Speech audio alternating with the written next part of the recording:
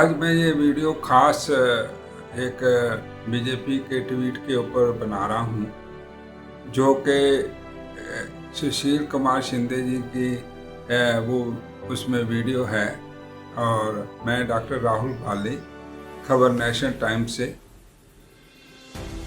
उस ट्वीट के अंदर जो वीडियो चल रही है वो सुशील कुमार शिंदे, जो कांग्रेस के होम मिनिस्टर रहे हैं 2012 से लेकर 2014 तक महाराष्ट्र में, वो ऐसी कम्युनिटी से आते हैं, बहुत ही गद्दावर नेता हैं वहाँ कांग्रेस के।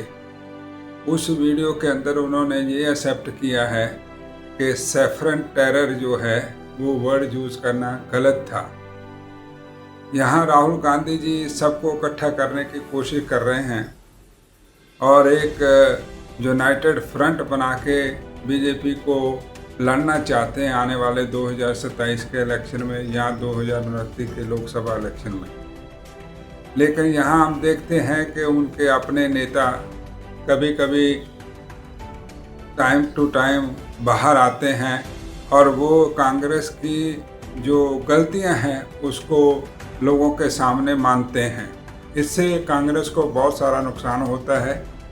दूसरी तरफ अगर देखा जाए तो कांग्रेस के बहुत सारे नेता राहुल गांधी से लेके, जैसे राहुल गांधी ने आदरणीय प्राइम मिनिस्टर नरेंद्र मोदी जी को चौकीदार चोर है, और पवन खेरा जी ने अपनी प्रेस कॉन्फ्रेंस में उनको अमेरिका का गुलाम कहा, और ये गुलाम वर्ड कई बार उन्होंने यूज़ किया।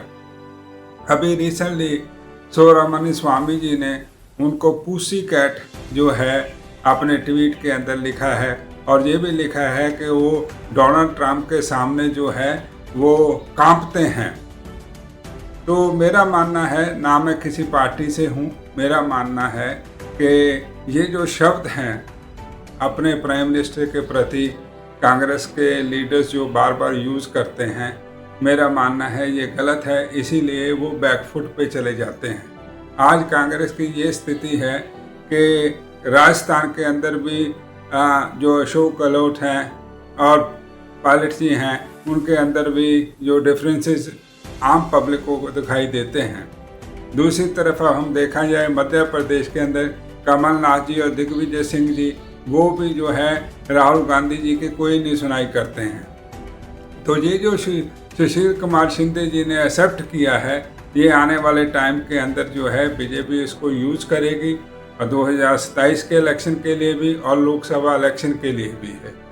एक तरफ तो राहुल गांधी जी कहते हैं कि मैं सबको इकट्ठा करके जो है 2029 में प्राइम मिनिस्टर बन जाऊंगा, और एक तरफ जो है कभी कभी उनके लीडर ऐसे बाहर आते हैं कि जो वीडियो में जो अपने इंटरव्यू के दौरान वो अपनी गलतियां को मान लेते हैं। इस बात को हम क्या समझें। दूसरी तरफ कांग्रेस के जो पुराने नेता हैं वो आज ये महसूस कर रहे हैं कि यानी कि राहुल गांधी जी कांग्रेस को पार्टी को लीड नहीं कर सकते हैं, क्योंकि वो अपने ही स्टेटमेंट के अंदर फंस जाते हैं। जैसे कि उनके बहुत सारे नेता ऐसे हैं जो कि ऐसे ऐसे शब्द यूज़ कर रहे हैं जिससे कि लोगों के अंदर बहुत सारा गलत मैसेज जाता है। क्या इस तरह कांग्रेस जो है वो 2029 का इलेक्शन जीत पाएगी? दूसरी तरफ आप देखिए कि जितनी तरफ भी ये प्रोटेस्ट हो रहे हैं, अब वो आप जैन जी की बात करने लग गए हैं। देखिए जैन जी जो है कुछ देशों में सक्सेसफुल हुआ है, लेकिन वो देशों का आप भी ये भी तो देखिए ना कि उनके प्राइम मिनिस्टर जितने भी थे वो करप्ट थे, लोगों का गुस्सा था उनके प्रति। आज हमारे देश के अंदर गुस्सा है, नाराजगी है, अनएम्प्लॉयमेंट है, इन्फ्लेशन है, और जो है पेपर लीक हो रहे हैं। ये सारे मुद्दे जो हैं हर देश के नागरिक के अंदर एक गुस्सा है। लेकिन अगर राहुल गांधी जी जैन जी को प्रमोट करते हैं तो मुझे लगता है कि आने वाले समय के अंदर हमारे देश के अंदर बहुत सारा वायलेंस होगा, आर्सन होगी, लूट होगी, और ये जो है इनको रोकना चाहिए। जो पॉलिसीज़ हैं उस पर अटैक करना चाहिए, ना कि जैसे कि पवन खेरा कह रहे हैं कि गुलाम है। गुलाम वर्ड बहुत ही यानी ऐसा है कि जो मतलब कि कभी स्लेवरी के टाइम हुआ करता था। तो ये जो शब्द ऐसे यूज़ करना, क्या ये इनको आगे जाके जो है कि सत्ता में ला सकते हैं? ये बहुत बड़ा सवाल है इसके लिए। तो कांग्रेस पार्टी को चाहिए कि वो अपने नेताओं को जो है वो उनको ट्रेनिंग दे, ताकि जो है वो पॉलिसीज़ के ऊपर अटैक करें, ना कि एक पर्सनल कैरेक्टर के ऊपर अटैक करें, जिससे कि जनता में एक तरह का मैसेज जाता है।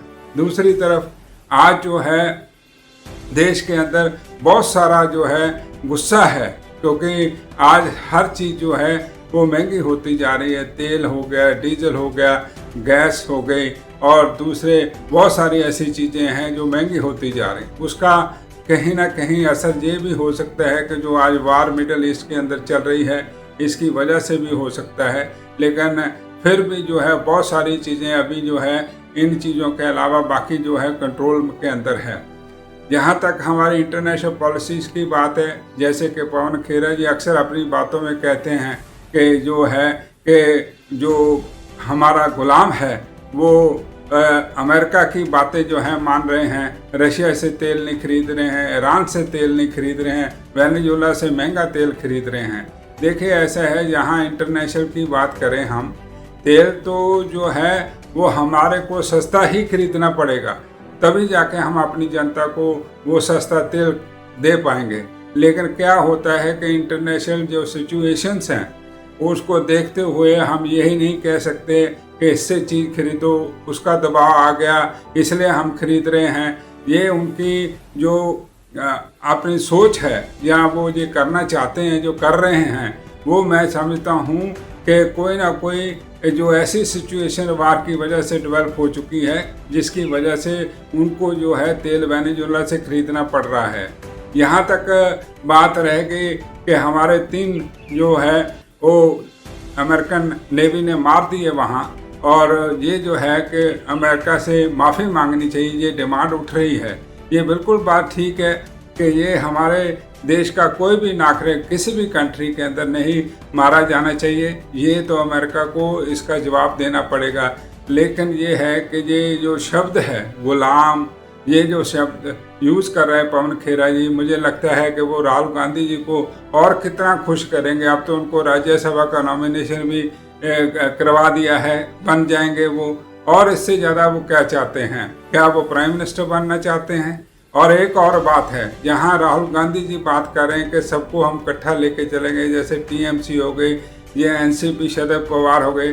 हालांकि एनसीपी सुप्रिया सुले ने ये नहीं कहा कि मतलब कि ये आगे चल के हम इनके साथ विलय करेंगे, उन्होंने ये कहा वो हम इसके ऊपर गौर करेंगे। इसका मतलब ये है कि वो आज तैयार नहीं है, क्योंकि कांग्रेस पार्टी और आदरणीय सोनिया गांधी जी का सिर्फ और सिर्फ मकसद ये है कि राहुल गांधी जी को प्राइम मिनिस्टर बनाना।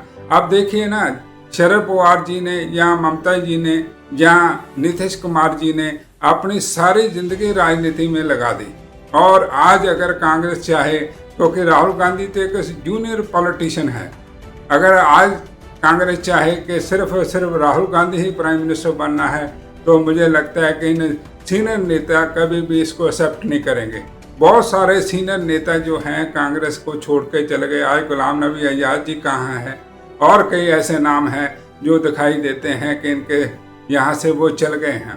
तो साथियों, जो है मेरा वीडियो बनाने का मकसद ये था कि आदरणीय प्राइम मिनिस्टर के ऊपर जो भी ये शब्द आज कांग्रेस के नेता यूज़ कर रहे हैं, इनको नहीं यूज़ करना चाहिए। उनकी पॉलिसीज़ पे अटैक करो, उनके जो देश के अंदर अनएम्प्लॉयमेंट बढ़ रहा है, देश के अंदर गरीबी बढ़ रही है, देश के अंदर जो है वो पेपर लीक हो रहे हैं, या और भी बहुत सारी ऐसी चीज़ें देश के अंदर हो रही हैं, उसके अंदर उसके ऊपर एक अलग से ये जो है पूरा सोच समझ के जो है अपना वो अटैक करें। नहीं तो फिर क्या होगा कि ये बीजेपी जनता के पास जाएगी और बोलेगी देखो ये पवन खेरा गुलाम बोल रहा है, पहले राहुल गांधी चौकीदार चोर बोल रहा था। तो फिर कांग्रेस जो है हारेगी और फिर ये सड़कों पे ही रहेगी, सेंट्रल गवर्नमेंट कभी ये बना नहीं पाएगी। तो साथियों, अगले वीडियो में आपके साथ फिर आऊँगा। धन्यवाद। जय भीम, जय संविधान।